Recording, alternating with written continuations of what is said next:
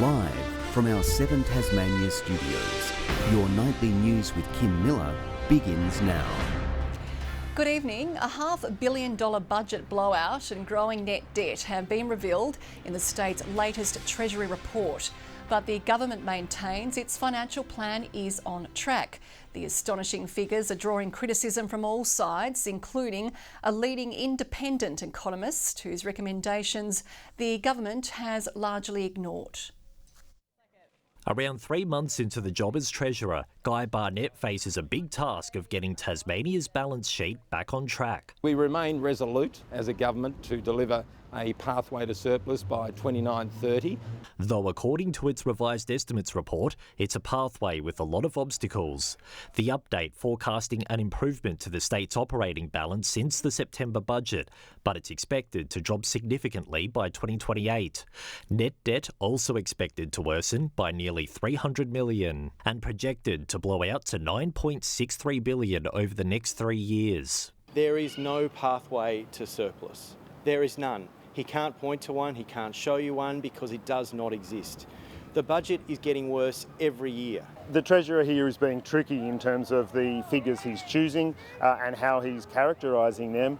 Cash flow is the critical thing, and we need to make sure that we can actually manage our debt going forward. With gross state product tipped to grow, the Treasurer is confident they're on the right track. With a growing economy that'll deliver increased revenues, we'd expect the federal government to step up and meet its fair share of the commitment, particularly with respect to health. But leading economist Saul Eslake is also sceptical of the government's handling of the budget books. The government didn't give, hasn't given, and apparently doesn't plan to give a moment's thought as to how that spending will be paid for, other than by additional borrowings and incurring additional debt. The government unveiling its formal response to Eslake's 26 budget recommendations. We think that many of the recommendations and the observations of Saul Eslake are consistent with the fiscal strategy which the government has in place. A claim rejected by The Economist, who called for more taxes and reining in infrastructure spending. Is that if this government refuses to take the sort of actions that would put Tasmania's fiscal position on a more sustainable footing, then some future government's going to have to do it. Anthony Dodd, 7 Tasmania News. The Premier has raised concerns about President Trump's proposed aluminium and steel tariffs. Jeremy Rockcliffe says they'll directly impact Tasmanian exports and jobs, urging the federal government to push to be exempt from the measures, given how they could affect Tasmania's smelters. The state Labor leader echoing the Premier's remarks about what Trump's decision could mean. We've also got an international scene which is going to cause more worry, I think, for the workers. And we put our faith on the Australian government to do everything we can to make sure that our businesses here are protected. Economist Saul Eslake slamming the President's move as counterproductive. This is, as the Wall Street Journal said a couple of weeks ago, the dumbest trade war of all time, and Trump seems determined to extend it. Liberty Steel Australia and Rio Tinto in Bell Bay have been contacted for comment. Firefighters are still battling several blazes tearing through the state's west coast. 16 bushfires are burning across the Sandy Cape Track, the Overland Track, Mount Donaldson and Yellow Band Plains. The fires have scorched almost 30,000 hectares of land. We currently have approximately 60 firefighters allocated to those fires, supported by 20 aerial firefighting aircraft. Authorities say the Overland Track remains under threat. Have had fire impact approximately 1.6 kilometres of that track. It will stay closed to walkers until at least February 24. Tasmanian Independent Andrew Wilkie has teamed up with several federal crossbenchers to improve protections for whistleblowers. Wilkie introducing a bill in the lower house aiming to help those who expose misconduct to navigate legal obstacles. It's a tough gig and we need to support them and in fact celebrate them. Independent Senator David Pocock will also be introducing whistleblower protections in the upper house later this week, which is also being backed by Jackie Lambie. The Hawks will keep flying to Tasmania until at least 2027, after locking in a 2-year extension on the state government sponsorship deal. Under the $9 million agreement, Hawthorn will continue to play men's games each season at UTAS Stadium. We've got good data on this over a long period of time, leverages us 5 to 1, so for every dollar we put in, we see a 5 to 1 bump in the economy. The players love playing here. We've got a 75% win ratio in Tasmania, so you can see it's a very important part of our premiership aspirations. The deal expires a year before the Devils are due to enter the AFL. It's unclear whether Hawthorn will continue its 25-year relationship with Tasmania after that. North Melbourne has already announced it will stop playing in Hobart after this coming season.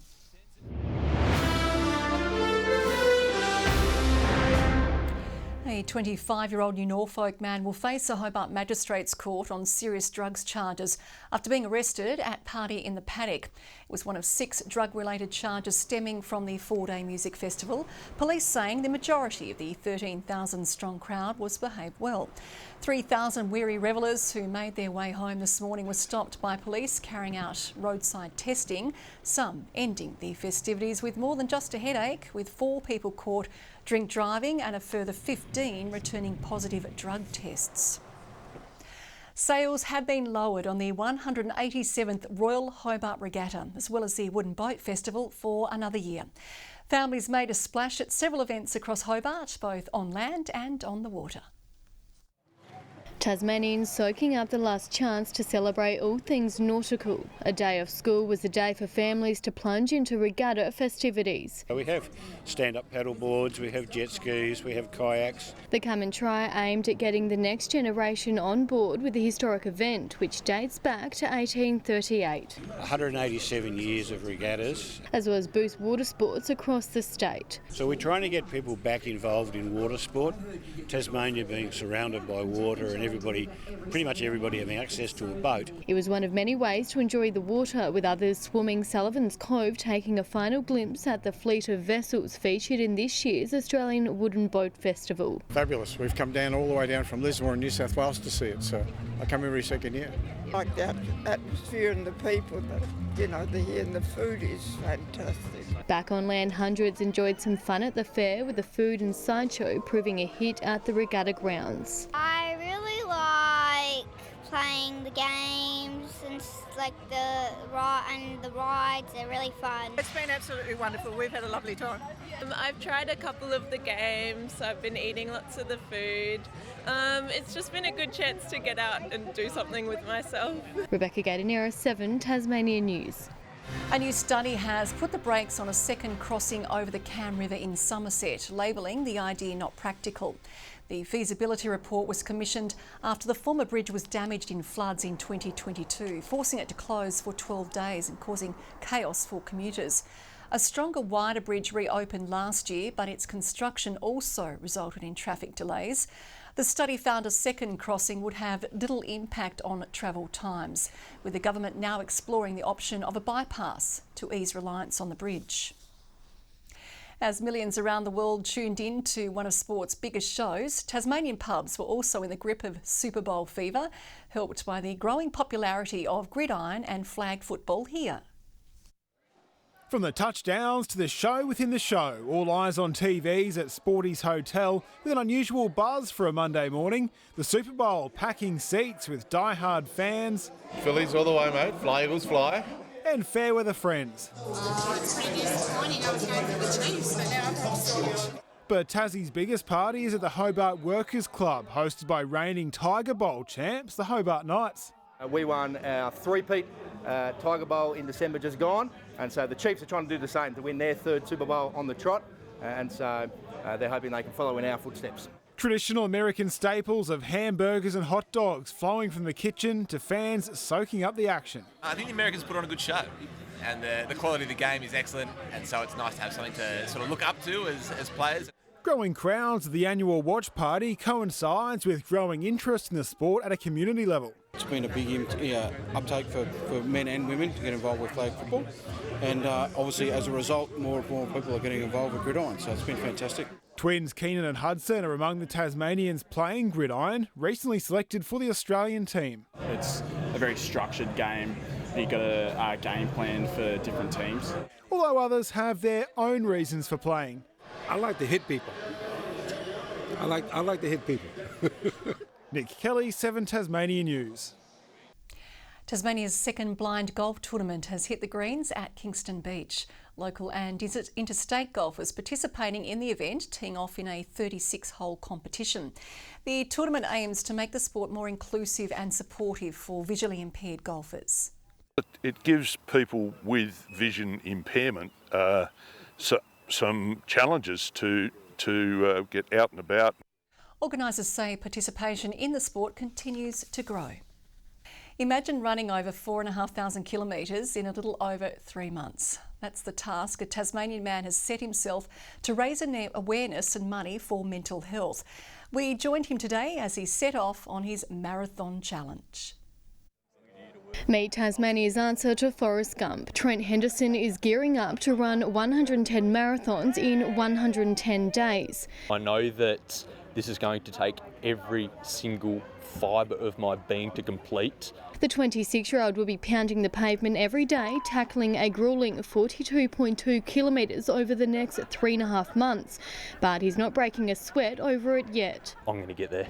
He's no stranger to marathons, with several under his belt, including the Cadbury, Melbourne and Adelaide runs. This by far takes the cake of the hardest thing that I've ever done. The mammoth task, all for a good cause, aiming to raise mental health awareness and $6,000 for local charity Speak Up, Stay Chatty. Obviously a challenging few months for him. I don't think we've ever seen a challenge that will go for so long. Allowing them to continue their mission. Pretty challenging the last couple of years around the funding space, so this allows us to just keep floating, keep working. Preparation for the challenge has required months of training.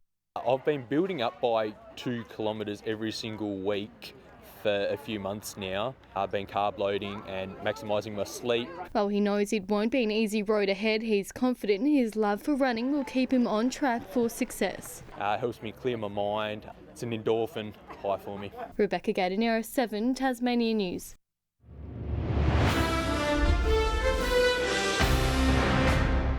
Jake Weatherald has single-handedly saved Tasmania's hopes of a much-needed Shield victory against Victoria with a huge 155-run knock on day 3.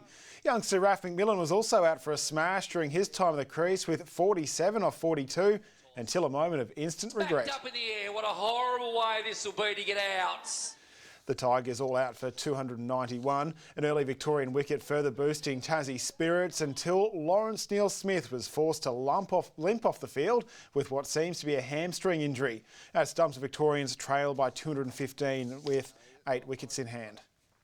The Kookaburras and Hockey Roos both move on to the next leg of the Hockey Pro League in Argentina after a mixed bag in Sydney. The new-look men's side, featuring Tasmanians Jack Welsh and Josh Belts, feel they're now on the right track. Of course, it's going to be different with new coach and new players. So, yeah, it's exciting. It's the start of a very long journey, and I think we're on the right track already. The Aussie women, including Tasmanian Madison Brooks, finished the Aussie leg 3rd in the standings. Bouncing back from injury and surging home from a rough handicap, Hobart sprinter Jack Hale is showing he's on the right track for the Commonwealth Games with a blisteringly fast run in the Ballarat Gift, finishing the 120 metres in 12.28 seconds, safely ahead of his nearest competitor. Circular Head Football Club is hoping a new and improved playing surface will give them a leg up in the new-look NWFL Premier League this season. The field, described as an unplayable quagmire, derailed their return from recess a couple of seasons ago. 2 years ago, we got halfway through the season and half the ground you would sink probably up to ankle depth in all the mud. This will mean that we'll finally have a home. And we'll have a solid training ground. It's likely to be the envy of the comp now, receiving the Ken Gannon Award for Best Community Football Development. Sounds like quite an improvement, Kim, on the old one. It does. No one likes a quagmire. Thank you, Nick. Peter Murphy will join us after the break with a weather forecast.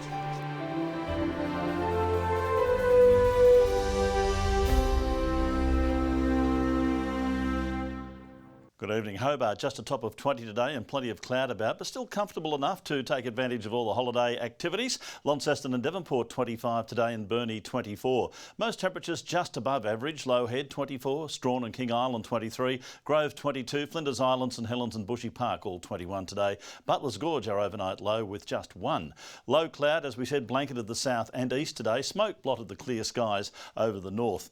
Convective cloud is over northern New South Wales, eastern Victoria and southern WA, a monsoon trough has produced extensive cloud over northern Australia as well. Tomorrow the high will be to our southeast, a cold front and associated low move over the Bight. Now as that high will be on the east, the counterclockwise airstream will produce fairly strong east-northeasterly winds tomorrow to 30 knots over northern waters, 10-knot breezes over the inland lakes. Strong wind warning tomorrow for waters between Sandy Cape and St Helens Point. Tuesday in Hobart, a shower or two clearing, 24 the top. Possible shower on Bruny Island, Adventure Bay 24 and 25 the high for Tarraleah. Flip of the coin odds for showers in the north, Launceston 28, 25 for Devonport, shower or two for Bridport, 26 the top. Burnie tomorrow 24 degrees, a cloudy day, fine but partly cloudy in Strawn, warming right up to 28 degrees and 26 for Marrawar. St Helens tomorrow 22 with an 80% chance of a shower, Swansea 23, 26 the top for Whitemark on Flinders. On Wednesday an isolated shower or two over the north and east, fine and mostly sunny elsewhere. Showers increasing over the north on Thursday, reaching most of the state in the evening. Hobart 32 ahead of the change, so a cooler day on Friday with another shower, more frequent over the west and far south. And further north tomorrow as we look at the situation for Perth, a top tomorrow there of 25 degrees, a hot one for Adelaide and 39, 31 in Melbourne, showers from Canberra all the way up to North Coast past Cairns along with Darwin and Broome. 18 in Hobart right now and it's 22 in Launceston and Devonport. I'll be out at a remote location tomorrow night, Kim. Won't tell you where, but I've got my Travacalm and ginger tablets handy. I look forward to it. Thanks, Murph. And that is all we have time for tonight. Thanks for joining us. Good night, everyone.